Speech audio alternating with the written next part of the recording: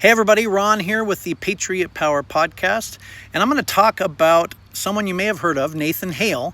He's famous for saying, "I only regret that I have but one life to lose for my country," but the man behind those famous words is far more complex than the myth.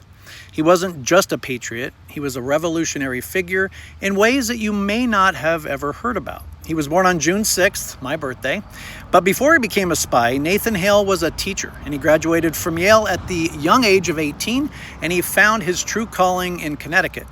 He wasn't just teaching the basics, he actually taught Latin and literature, and in a very unusual and progressive move for the time, he started an early morning swimming class for young women. Pretty cool.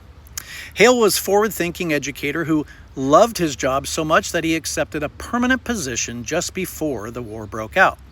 So when the call to action came, Hale joined the Continental Army, and he was very eager to serve. He was also really desperate to prove his worth, so he volunteered for George Washington's most dangerous mission, and that is going behind enemy lines as a spy.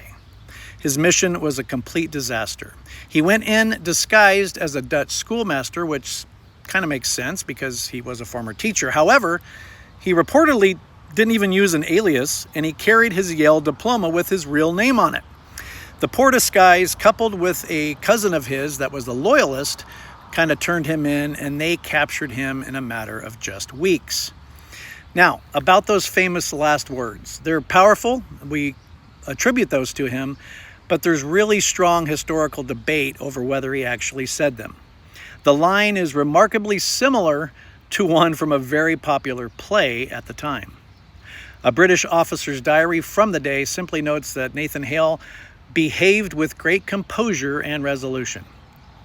And if that wasn't tragic enough, after they executed him, Nathan Hale was buried in an unmarked grave. His family never found his body, so all the statues and memorials we see today are representations because nobody ever made a portrait of him.